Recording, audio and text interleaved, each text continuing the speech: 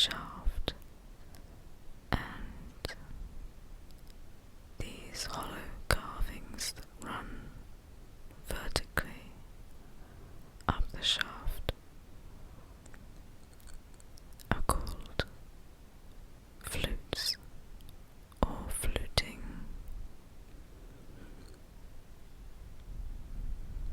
and this appears on almost all of the orders, but we'll get to that later.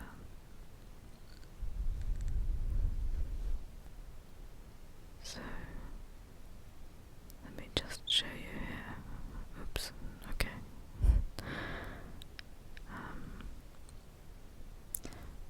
At the top here, this part is called the abacus. It's a square plinth that goes at the top, and this bit here is called the echinus or echinus,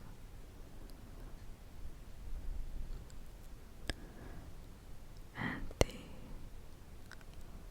little parts here that go up and down, those are called annulets.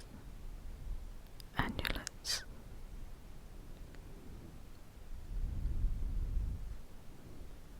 And this bigger part here, this is the neck.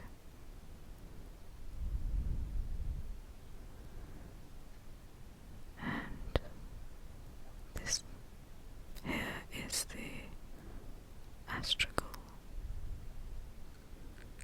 And this little part here is called the fillet.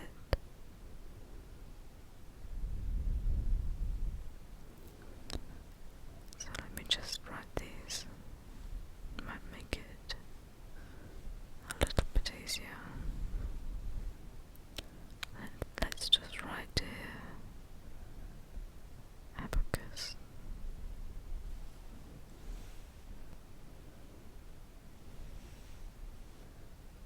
And we'll just write these out and then put them where they should be.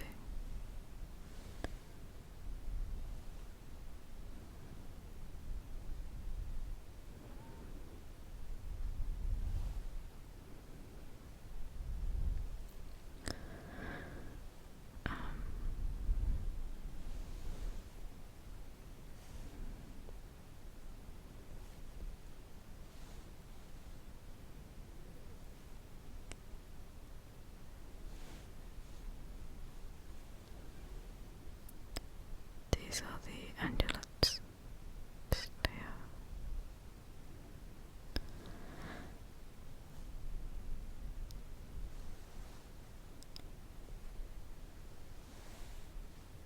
Then we have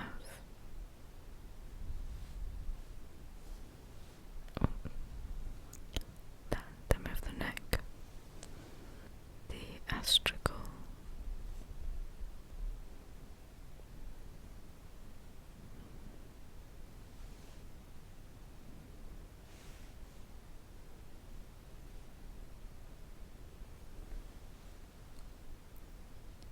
And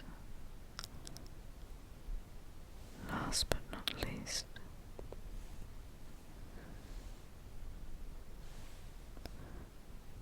the fillet, which is just here.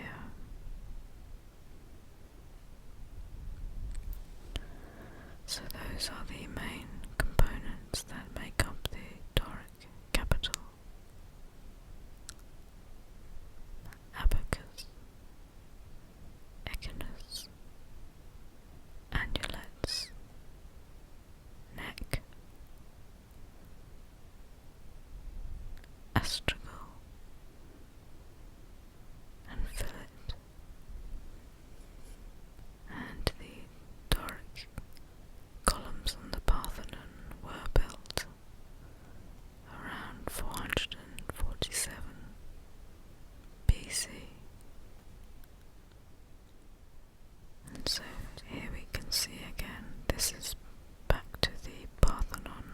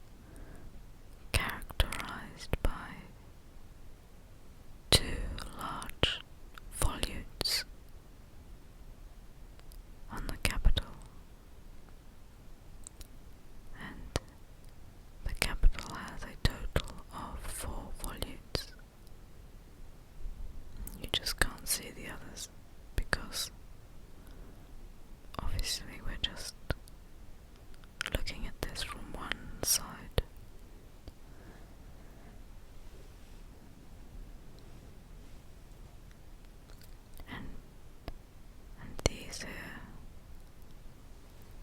are the volutes. The Ionic order was seen as feminine. It was seen as depicting a mature woman in its design and proportions. Each of the orders build on the previous order. So, just like the Doric order, the column here is very similar. And there are elements that look very similar here and above here. But one feature of the Ionic order was this detail here, which is called egg and dart. If I just show you the next picture, it'll be clearer.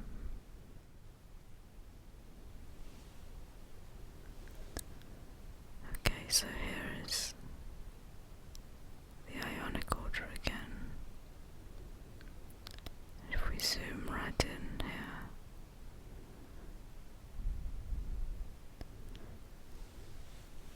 you can see now that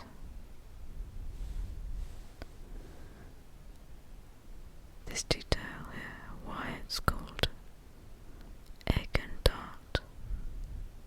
Here are the eggs, and here are the darts.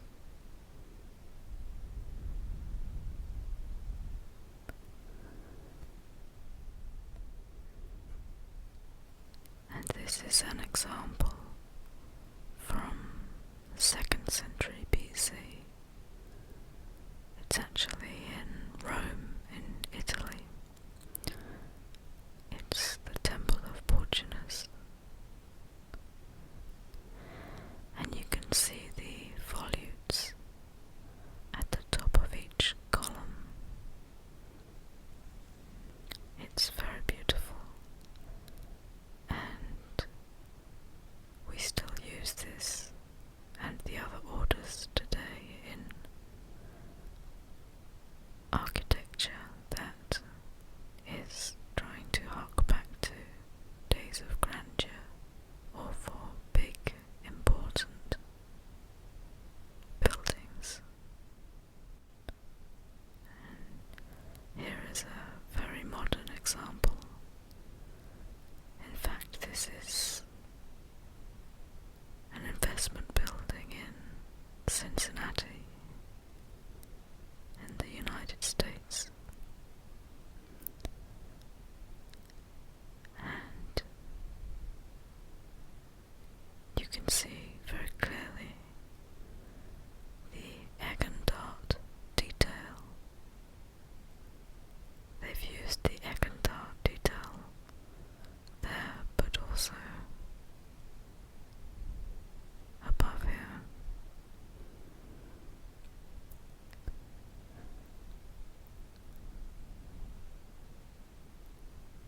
I don't think that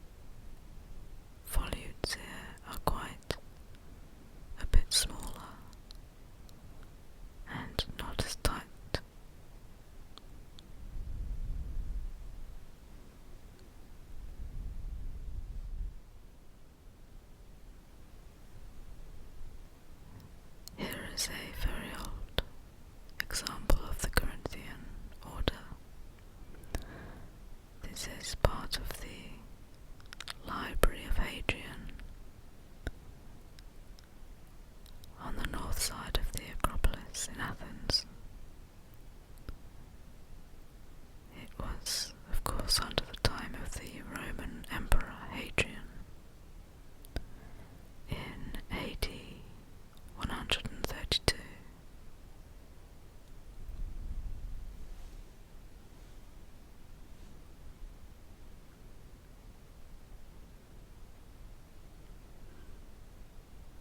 So much detail went into these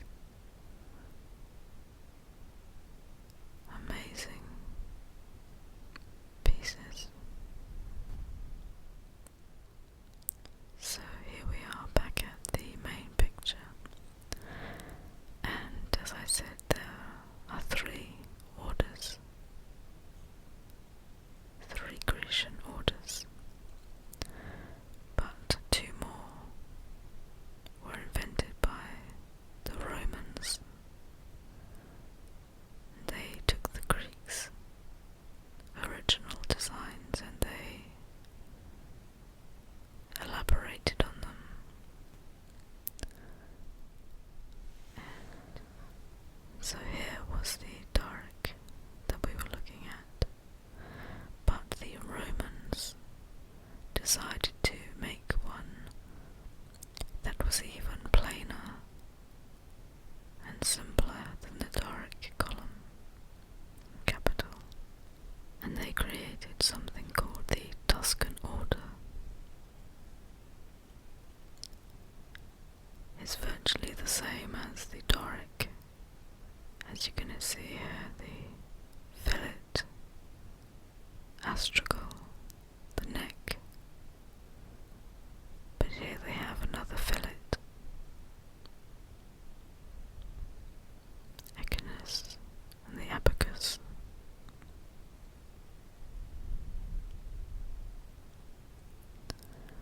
And Tuscan is from the Latin Tuscanus, which is of or belonging to the Etruscans. And in an ancient example of ethnic cleansing, the Etruscan civilization were the first to use arches in architecture. The Etruscan civilization was obliterated by the Romans, together with its language, and the Etruscans lived in what is now Tuscany in Italy.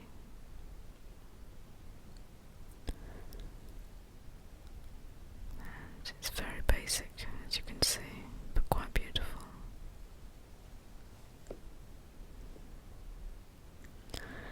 And let me just come back out here.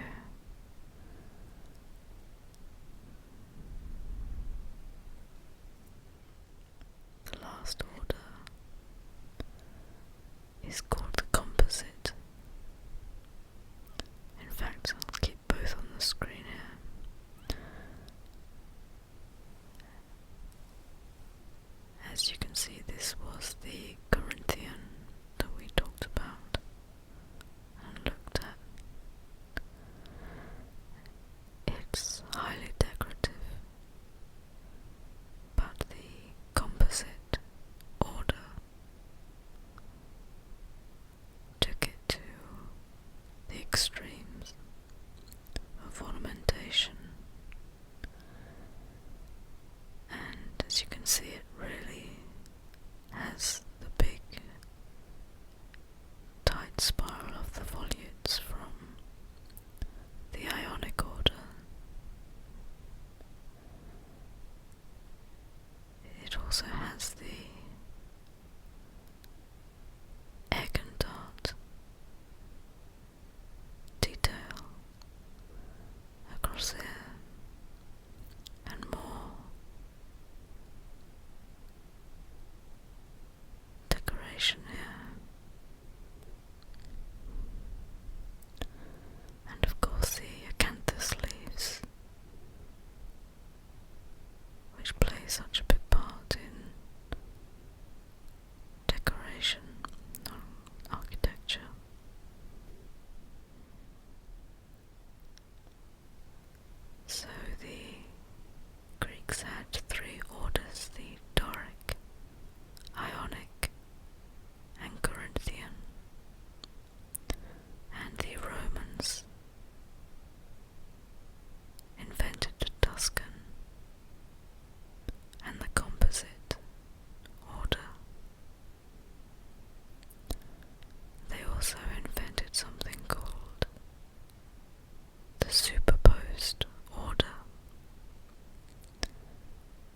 which was when a structure, or rather a building, would use the orders in the columns for each level of the building. And here is a good example.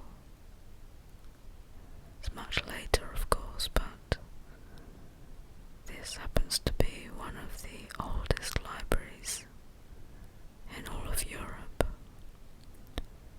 It's the Bodleian Library in Oxford, England.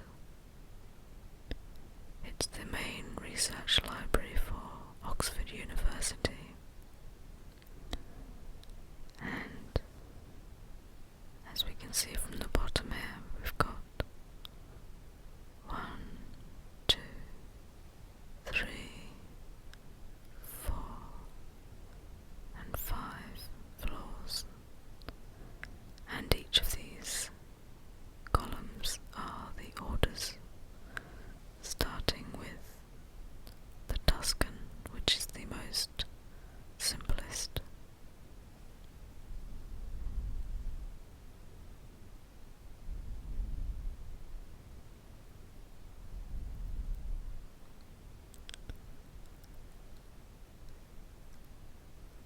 It's very, very plain.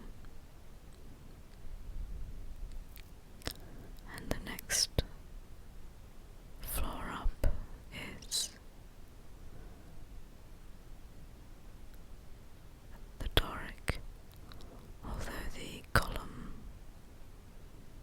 has some decoration which is not typical of Doric columns, but the capital is what sets the orders apart. So there's Doric. And up here we have the volutes. And this is the Ionic, followed by Corinthian,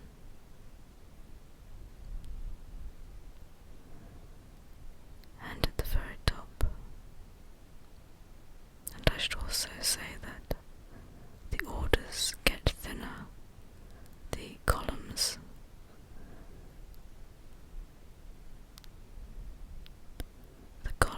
taper and get thinner throughout the orders, which is why you would always have the Tuscan or the Doric at the ground level. So going right to the top, there is the